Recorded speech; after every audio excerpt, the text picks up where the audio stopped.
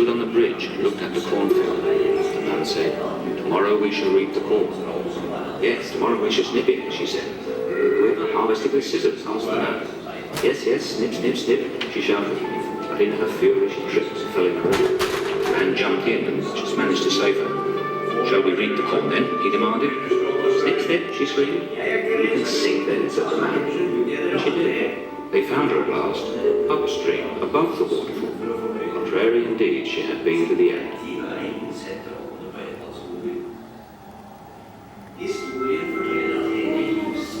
The Maid on the Glass Mountain is about a king who gave his daughter's hand to the man who could ride up the glass mountain and take the apple that lay in the princess's lap.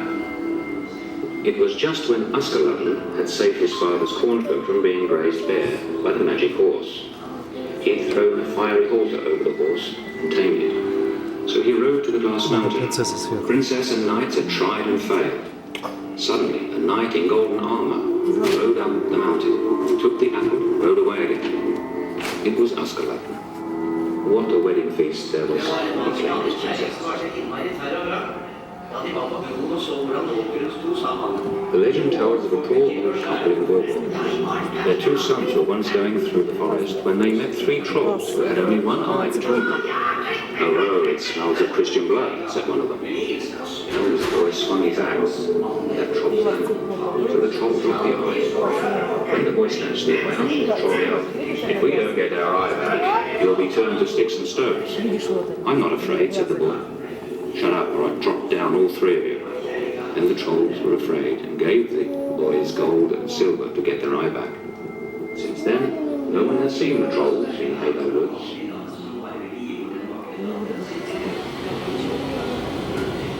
Henrik Ibsen was in debt to a fine tradition of legends and storytelling rooted in Norway's greatest valley, Gudbrandsdal.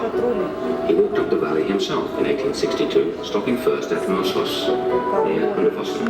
When he wrote Peer Gynt, he was partially inspired by the folk tales Asbjørnsen had collected in 1842 about the character Peer Gynt. The scene in American King's Hall, set to Edward Grieg's music, is one of the highlights of the world-famous play.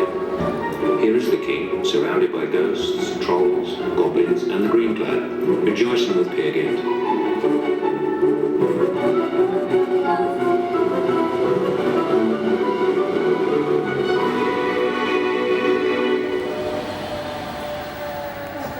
Now go on enjoying yourselves in Hunderfossen Familiepark.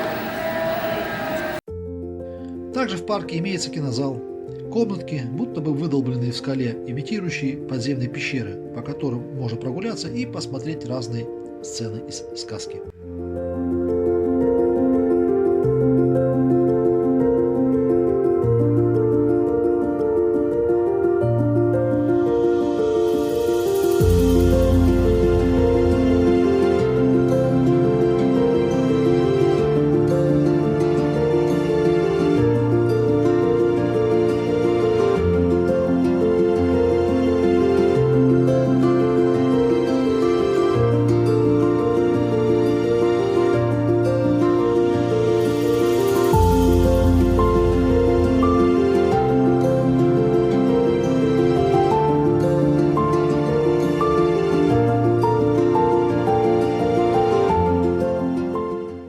Покататься с малышами на электрических машинках, сталкиваясь с другими участниками движения, трубы, по которым скатываются детишки, кран, висящий в воздухе, из которого бьет мощная струя воды.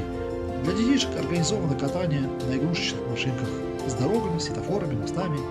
Есть грузовые автомобили под брендом Volvo, легковые автомобили представлены брендом Mercedes-Benz, инфраструктура от Shell. После завершения поездки выдаются игрушечные водительские права. Мой сын был в восторге от своих первых водительских прав. Я тоже, несмотря на дождь, покатался на картинге, получив свою порцию удовольствия. А на площадке с экскаваторами мы с сыном с удовольствием копали ямки, дергая за рычаги. Не самая простая задача, скажу я вам, нужна некоторая сноровка и координация. Всей семьей с удовольствием погоняли на машинках с радиоуправлением. Понравилось и оформление песочницы с останками динозавра. Здесь получились очень симпатичные снимки. В парке также присутствуют сувенирные магазинчики, кафешка и еще много всякой мелочевки. Уже тяжело вспомнить. В общем, если вы вдруг окажетесь в Норвегии недалеко от Лиллехаммера, советую обязательно посетить данный парк. Всем до новых встреч и путешествуйте, несмотря ни на что.